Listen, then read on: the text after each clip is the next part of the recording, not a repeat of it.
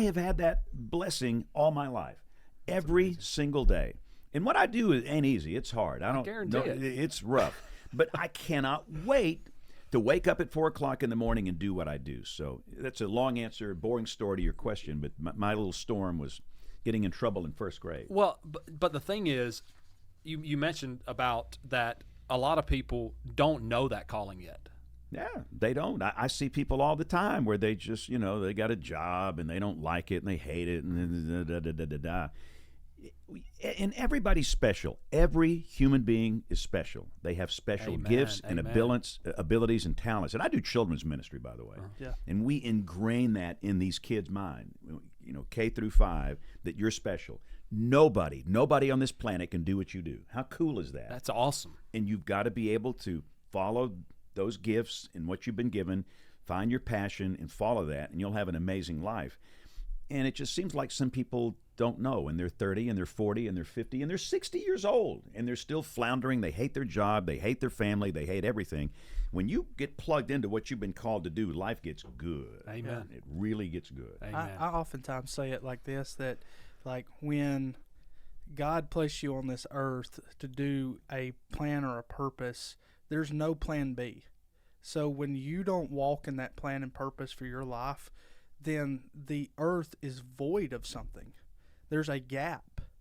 And so it's our job, and I think that's our passion, Amen. Is to help people unlock that inside of them, because we need it. We're in a time that things are crazy and things are, chaotic, and, you get on social media and all that's garbage. And now, wait, are you a TikTok dancer? I'd love to see it. We got a TikTok dancer in the studio here. This is outstanding. I wish. sense, by the way, he said social media. He's plugged into something over yeah, there. so, but you just see there's such a void of purpose, and there's such a void of leadership. And so, that's our main thing, is we're trying to help people unlock that. And how do we do it? How's the best way to help somebody that is struggling to unlock that passion, unlock that purpose? I know it's something we have to find on our own to a point, but I feel that there's ways to, especially people that are seeking it out, and help them through the process of finding that. I struggle with that personally. I want people to feel what I feel when it comes to that, and I'm trying to help figure out a way to help unlock that in people. And talk about it as much as I can, and I think that's about as far as I can go with it. Well, look, everybody enjoys something. Everybody loves something. Even the worst, most miserable people on the planet, deep down inside, there's something that they love to do. They might not admit it, but there's something that they love to do. What is it? What gives you joy? What you can't wait to do that. And just follow that. You've got to follow that. And if you hate your job, here's an idea. Go find something that you love. Amen. This is a free country. Nobody's making you work at a job that you hate. And don't worry about, I understand people worry about money. We all do. My wife sent me to the Piggly Wiggly the other day. Y'all been to the Piggly Wiggly? 100%. Yep. I had to get a bank loan to get out of there. Life's expensive. Yes, no, it is. life is expensive. Very. Bluebell ice cream is way too expensive for me, but it's a necessity. Get the Piggly Wiggly brand. I know. The generic. I'm the greatest, cheapest shopper on the planet. I mean, I'll get out of there cheap. But, just don't worry about the money and don't worry about everything else. Deep down inside, what do you love to do? If you could do one thing, what would it be? And just start with that and let that fester a little bit, and then the door will be opened for your career if you start to follow that passion. I've seen it over and over and over. And let me just say this: life is short, and you blink. For years and years, I was the youngest guy wherever I worked. I was the youngest guy. In Dallas, I was out there for a brief time. Birmingham, all these years, and now guess what I am? I'm the oldest guy. Oldest guy. What happened? And you blink, and you're going to be 60 and 70 and 80 years old, and you do not want to have regrets.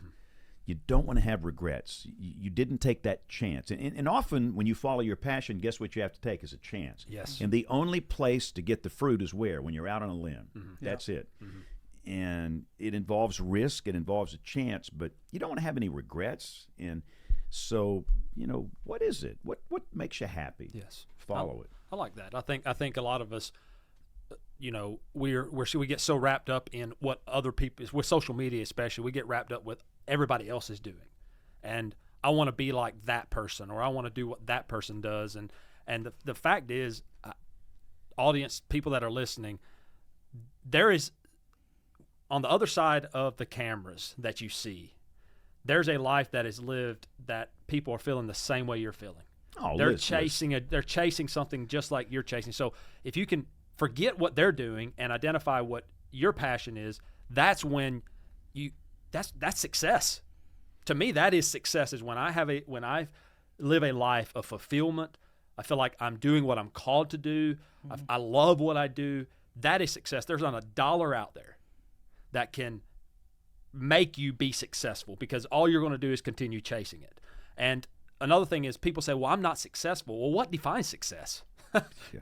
I mean, you got so many people out there that say, you got to get to this point. If you're on social media, you got to get to this many subscribers or this many followers. You got to do this, you got to do that. And at the end of the day, man, success is measured by the individual and not by what other people think. And listen, we tell our kids, don't compare yourself with another child. There's always somebody that's going to be a better football player than you. Always somebody that's going to be a better cheerleader than you, a better gymnast than you. They're going to be faster. They're going to be smarter. Don't play that game.